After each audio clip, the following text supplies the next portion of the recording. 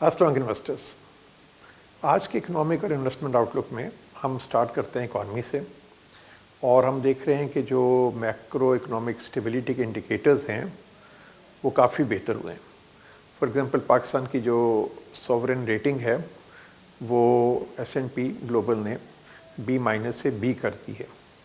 इसके अलावा अगर हम देखें हमारे जो करंट रिज़र्व्स हैं, फॉरेन एक्सचेंज रिज़र्व्स हैं, वो तकरीबन $17 बिलियन को टच कर रहे हैं, और हमें उम्मीद है कि दिसंबर तक ये $20 बिलियन तक चले जाएंगे, और नेक्स्ट जून तक $21 बिलियन तक चले जाएंगे। इसके अलावा इन्फ्लेशन हम देखें तो जो लास्ट इन्फ्लेशन का नंबर आया है लास्ट मंथ का, वो तकरीबन 9% के करीब है, और एक्सपेक्टेशन ये है कि जो ही थोड़ी सी पॉजिटिव डेवलपमेंट होती हैं on the Iran war front, तो यहाँ से इन्फ्लेशन फर्दर कम हो जाएगी, और स्टेट बैंक भी यही प्रोजेक्ट कर रहा है कि नेक्स्ट फिस्कल ईयर में इन्फ्लेशन कम होकर 5 से 7% पर जा सकती है। इसके अलावा पिछले 2-3 साल में जो करंट अकाउंट डेफिसिट और बजट डेफिसिट है वो भी गवर्नमेंट ने बेहतर मैनेज किए हैं। हमारा करंट अकाउंट डेफिसिट भी मैनेजेबल हो गया है, इंपोर्ट्स कम हुई हैं, रेमिटेंसेस बढ़ी हैं, और गवर्नमेंट ने टैक्स बेस बढ़ाकर जो हमारा फिस्कल डेफिसिट है उसको भी पहले से बेहतर किया। सो स्टेबल मैक्रो इकोनॉमिक एनवायरनमेंट को हम इस बेस पे लेते हैं कि वहाँ इन्फ्लेशन जो है वो 10% से कम हो, फॉरेन एक्सचेंज के रिज़र्व जो हैं वो $15 बिलियन से बेहतर हो, और जो कंट्री की सॉवरेन रेटिंग है वो B और बेटर हो। तो इस एनवायरनमेंट में हमने देखा है कि जो पाकिस्तानी स्टॉक मार्केट की प्राइस अर्निंग रेशो है वो 9 से 12.8 टाइम्स पर तकरीबन स्टॉक मार्केट ट्रेड करती है। और जो चैलेंजिंग इन्वायरमेंट्स हैं जहाँ पे इन्फ्लेशन ज़्यादा हो, फॉरेन एक्सचेंज रिजर्व्स कम हो, और कंट्री की सॉवरेन रेटिंग B से कम हो, वहाँ पर हमने देखा है कि जो हमारी स्टॉक मार्केट है वो 7 से 8.6 टाइम्स की रेंज में ट्रेड करती है। तो बेसिकली जब इकोनॉमिक एनवायरनमेंट बेहतर होता है तो इन्वेस्टर जो है वो ज़्यादा प्राइस देने को तैयार होता है फॉर द सेम अर्निंग। तो अगर फॉर एग्जांपल अगर प्राइस अर्निंग रेशो हम 11 ले रहे हैं तो इसका मतलब है कि ₹1 की अगर अर्निंग है स्टॉक मार्केट की तो शेयर प्राइस ₹11 है, तो इन्वेस्टर ₹11 देने को तैयार है ₹1 की अर्निंग के पीछे, इन एन एनवायरनमेंट जो स्टेबल होता है।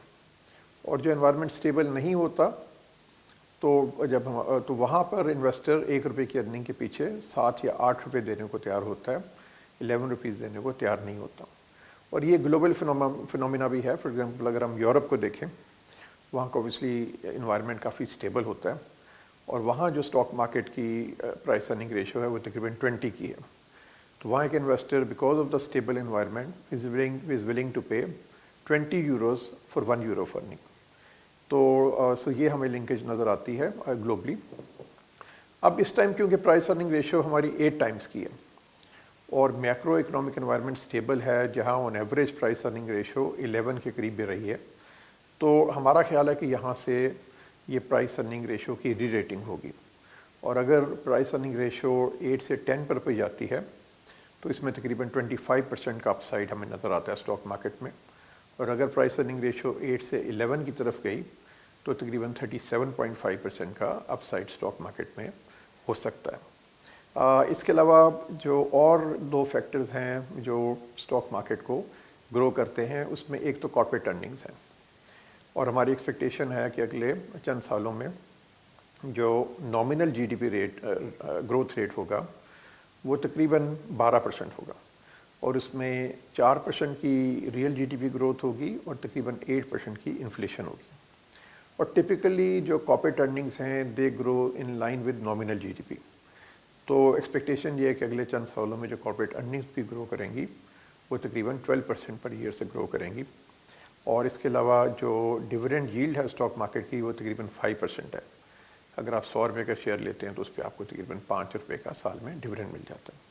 तो इस जब अगर सब फैक्टर्स को कंबाइंड लें तो हमारी एक्सपेक्टेशन है कि स्टॉक मार्केट से जो एक्सपेक्टेड रिटर्न है इन द कमिंग ईयर्स वो 20-25% पर ईयर के हिसाब से होना चाहिए, प्रोवाइडेड ऑब्वियसली कि हमारा एनवायरनमेंट स्टेबल रहे और गवर्नमेंट जो है वो इकॉनमी को बेहतर मैनेज करे اور کچھ جو انفورسین رسک ہوتے ہیں، کوئی وار سینیریو فار ایگزامپل ہو جاتا ہے، وہ ایسی کوئی چیز نہ ہو اور law and order situation further خراب نہ ہو، انفیکٹ بہتری کی طرف جائے۔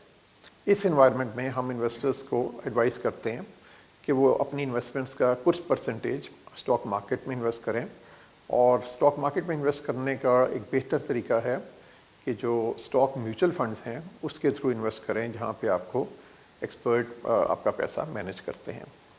N B P stock funds کی ہسٹوریکل پرفارمنس کافی اچھی رہی ہے اسٹاک مارکیٹ سے، اور جو اپنا ان کا جو پیئر گروپ ہے، کمپٹیشن ہے، اس سے بہتر رہی ہے۔ اور فسکل ایئر 26 جو جون میں ختم ہوا ہے، اس سال میں ہمارا جو N B P financial sector fund ہے، اس کی پرفارمنس 70.4% رہی ہے، اور یہ پاکستان ایکویٹیز کا بیسٹ پرفارمنگ فنڈ رہا ہے۔ Thank you very much.